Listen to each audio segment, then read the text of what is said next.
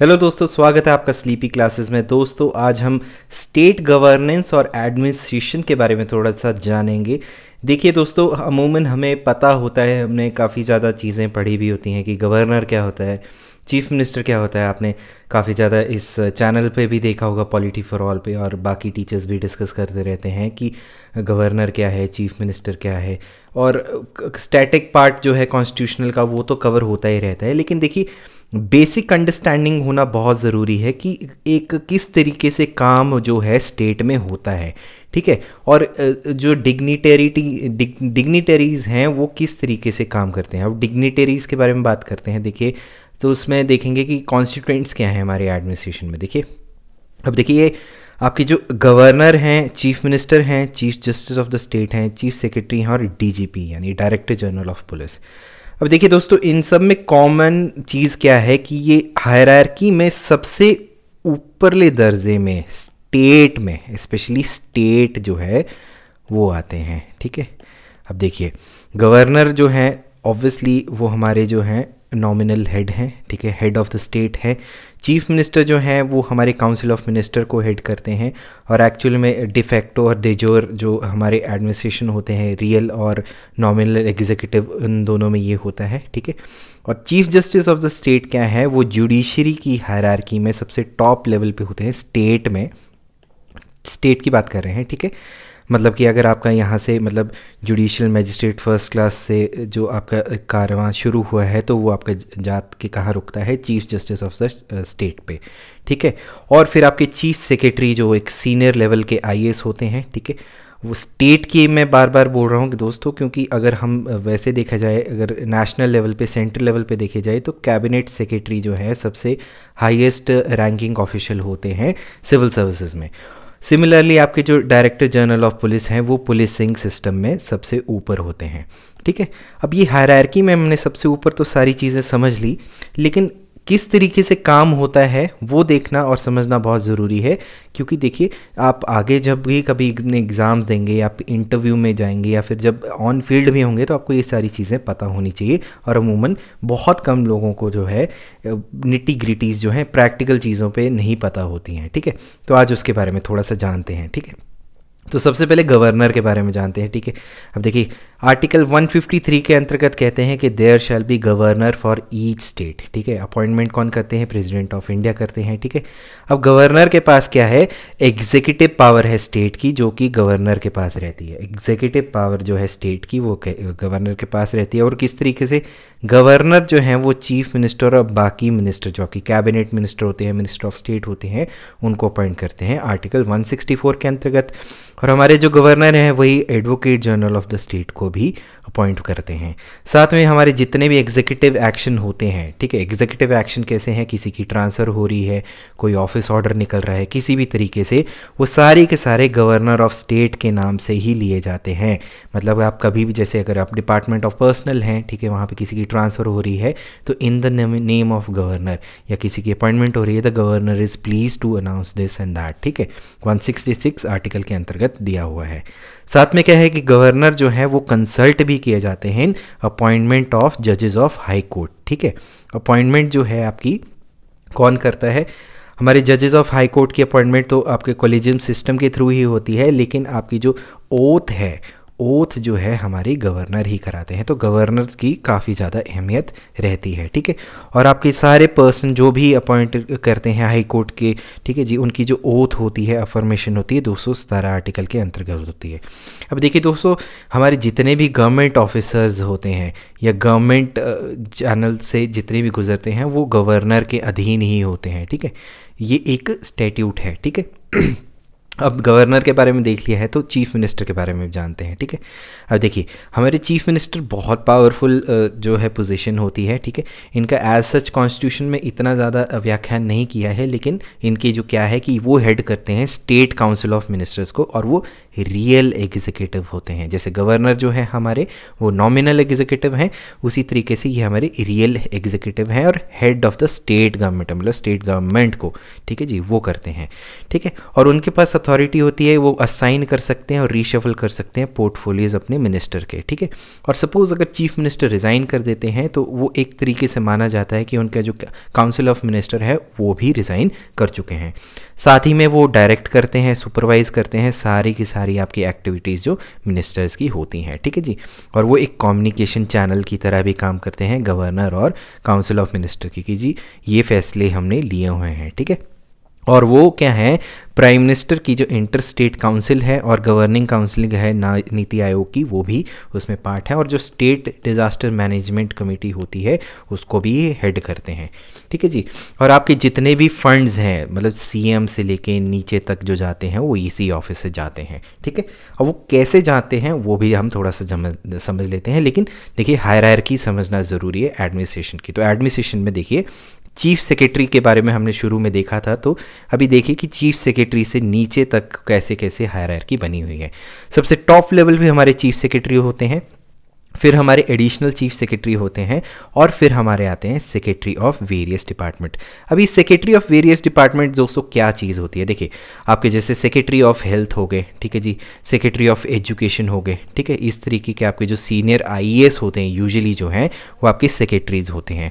इनका काम क्या होता है, पॉलिसी फॉर्मेशन, ठीक है जी। और आपको जो एडमिनिस्ट्रेशन है एक ब्रॉडर पर्सपेक्टिव है, पूरे स्टेट के जो हैं वो स्टेट सेक्रेटरी जो है उस पर काम करते हैं, ठीक है। और फिर अब नीचे से अब देखते हैं, यहाँ की ऊपर की तो हमने समझ लिया, अब नीचे से देखते हैं। देखिए निचले लेवल से जो है ब्लॉक डेवलपमेंट ऑफिसर, ठीक है जी, ये जो है बहुत ही ज़्यादा इम्पॉर्टेंट एक डिग्निटरी हैं, ठीक है।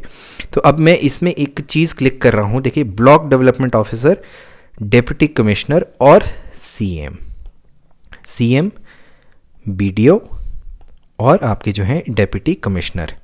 अब देखिए ये जो है हमारे जो पंचायती राज एक्ट के अंदर है, ये इनका बहुत ज़्यादा इंपॉर्टेंट रोल रहता है, ठीक है। वो जब हम एक केस सिनेरियो पढ़ेंगे उसमें आपको बताऊंगा कि किस तरीके से है, ठीक है। अब देखिए हमारे ब्लॉक डेवलपमेंट ऑफिसर के ऊपर जो हैं कौन होते हैं, सब डिविजनल मैजिस्ट्रेट होते हैं। देखिए जो आपके जो एक पूरा जो डिवीज़न है, ठीक है, जो उसमें सब डिवीज़न के हिसाब से डिवाइड किया जाता है, जहाँ पे कि एसडीएम जो होते हैं, ठीक है।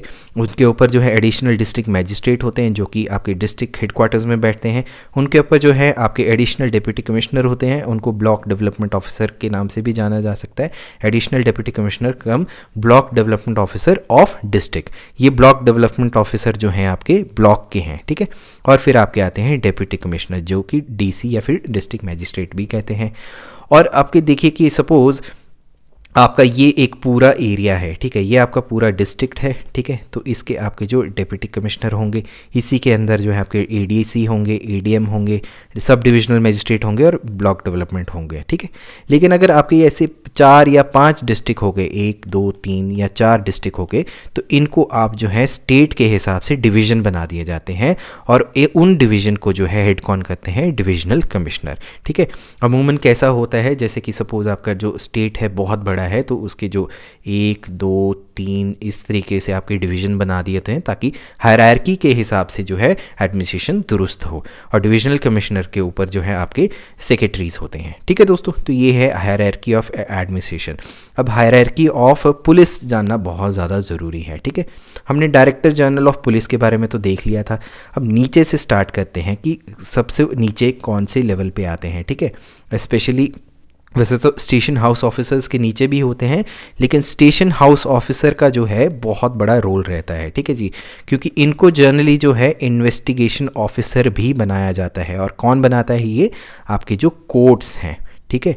कोर्ट्स जो हैं आपकी जर्नली जो हैं स्टेशन हाउस ऑफिसर को जो है अपॉइंट करते हैं, ठीक है। ये स्टैट्यूट में है कि वो किस तरीके से आपने काम करना है। स्टेशन हाउस ऑफिसर का काम है कि कोई भी वारदात हुई है, कोई भी क्रिमिनल वारदात हुई है, उसकी छानबीन करना है और उसकी जो रिपोर्ट है वो जज के सामने पेश करना है। एसएचओ के ऊपर जो है डिप्टी सुपरिटेंडेंट ऑफ पुलिस होते हैं, जो कि डीएसपी होते हैं, ठीक है। तो यूजुअली जो है आपके डीएसपी और एसडीएम जो है वो एक ही एट पार, मतलब इक्विवेलेंट उसी पे रहते हैं। लेकिन आपकी जो आपकी एनुअल कॉन्फिडेंशियल रिपोर्ट एसीआर जो होती है वो एक अलग कॉन्सेप्ट है, जो कि जिसमें कि आपको आप ये भी देखा जाएगा कि आपके जो डीजीपी हैं ही has to report to the chief secretary, तो वो एक अलग कॉन्सेप्ट है, but that is for another day. लेकिन आपका ये है कि एक हायरार्की बनी हुई है, ठीक है। अमूमन जैसे कि आपके देखिए कि कोई बड़े बड़े डिस्ट्रिक्ट हैं या बड़े आपके जो बना हुआ है, तो उसमें जैसे आपके एक डीएसपी के अंदर कई बार 10 से 12 एसएचओ होते हैं, वो एरिया टू एरिया डिपेंड करता है, ताकि आपका जो डिवीजन ऑफ रोल है वो हो जाए, ठीक है। डीएसपी के ऊपर जो होते हैं हमारे एडिशनल सुपरिटेंडेंट ऑफ पुलिस होते हैं, और फिर हमारे सुपरिटेंडेंट ऑफ पुलिस होते हैं, ठीक है। और उनके ऊपर होते हैं senior superintendent of police SSP. अब ये देखिए दोस्तों, एक डिस्ट्रिक्ट में जो है यूजुअली क्या होते हैं, एक ही डिप्टी कमिश्नर हो सकता है, ठीक है। लेकिन एक डिस्ट्रिक्ट में आपके कई एसपी हो सकते हैं। वो कैसे? देखिए, आपके एसपी पुलिस हो सकते हैं, ठीक है, आपके एसपी क्राइम हो सकते हैं, एसपी ट्रैफिक हो सकते हैं, एसपी जेल हो सकते हैं, ठीक है, और आपके एसपी सीआईडी भी हो सकते हैं। लेकिन जो आपके सीनियर सुपरिटेंडेंट ऑफ पुलिस होते हैं, उनके अंतर्गत जो हैं सारे के सारे एसपीज जो हैं उनके काम करते हैं। कुछ शहरों में जो है आपके कमीशन रेट का भी सिस्टम होता है, वो आपकी जो है पॉपुलेशन के हिसाब से होता है कि कमिश्नर ऑफ पुलिस, जैसे कि आपके जो मुंबई है वहाँ पे आपके कमिश्नर ऑफ पुलिस हैं, ठीक है।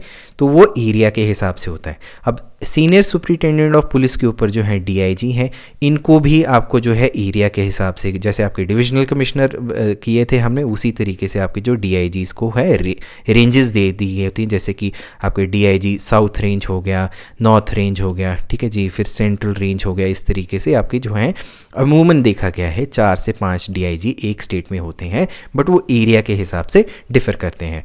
उसके ऊपर आपके जो है इंस्पेक्टर जनरल होते हैं, फिर आपके एडिशनल डीजीपी होते हैं।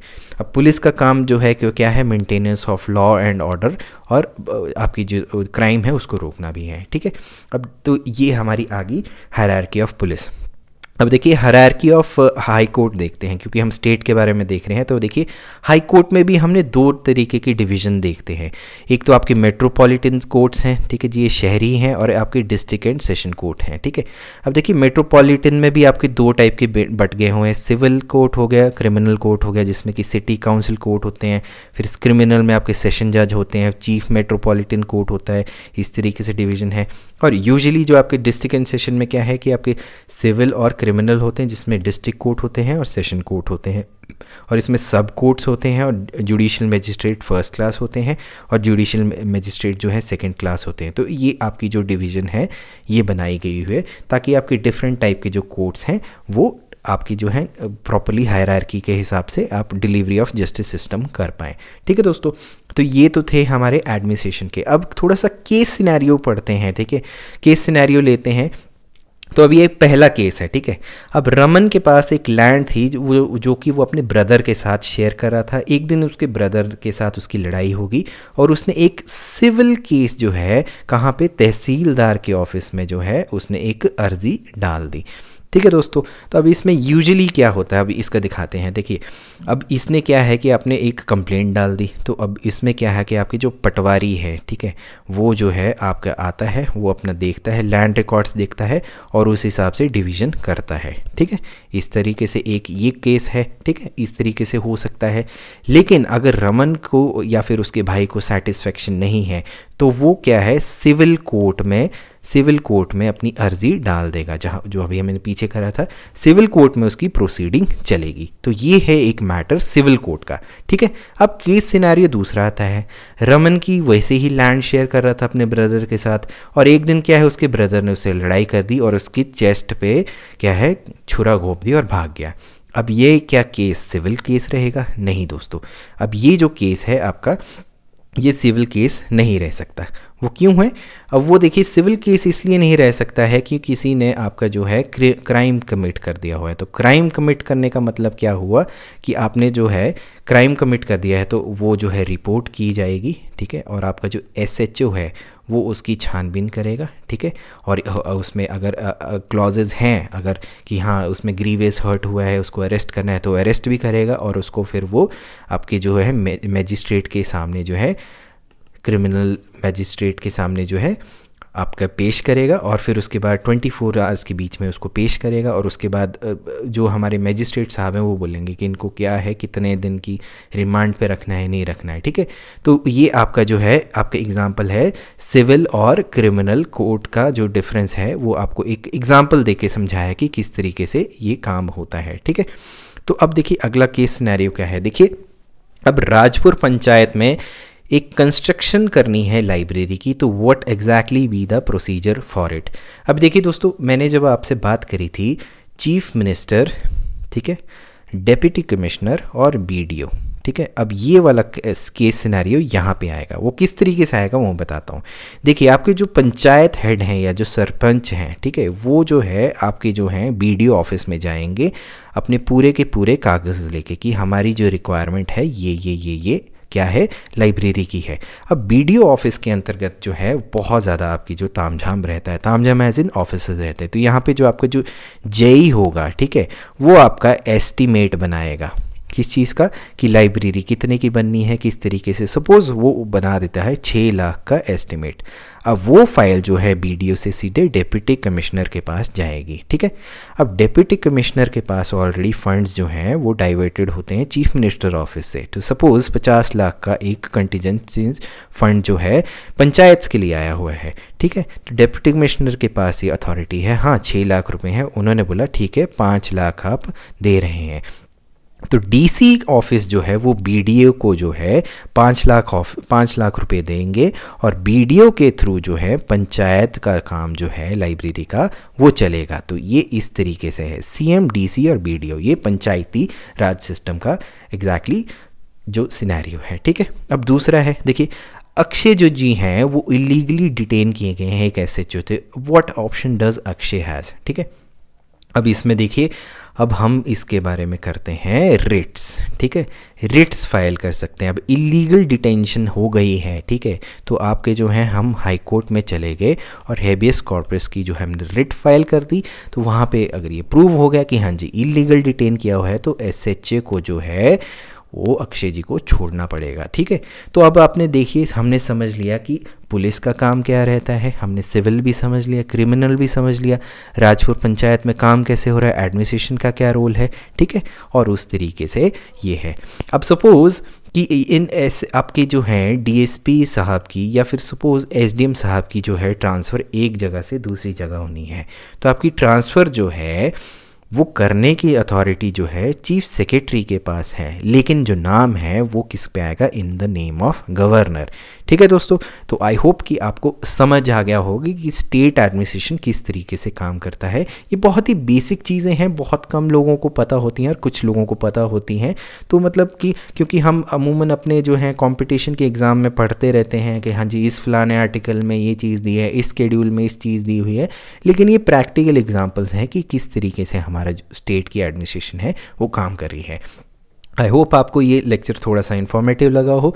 अगर आपको लगा हो तो प्लीज़ कमेंट सेक्शन में बताइए। तब तक के लिए मैं फिर से चलता हूँ, आपसे फिर से मुलाकात होगी। तब तक के लिए नमस्कार, टेक केयर, बाय।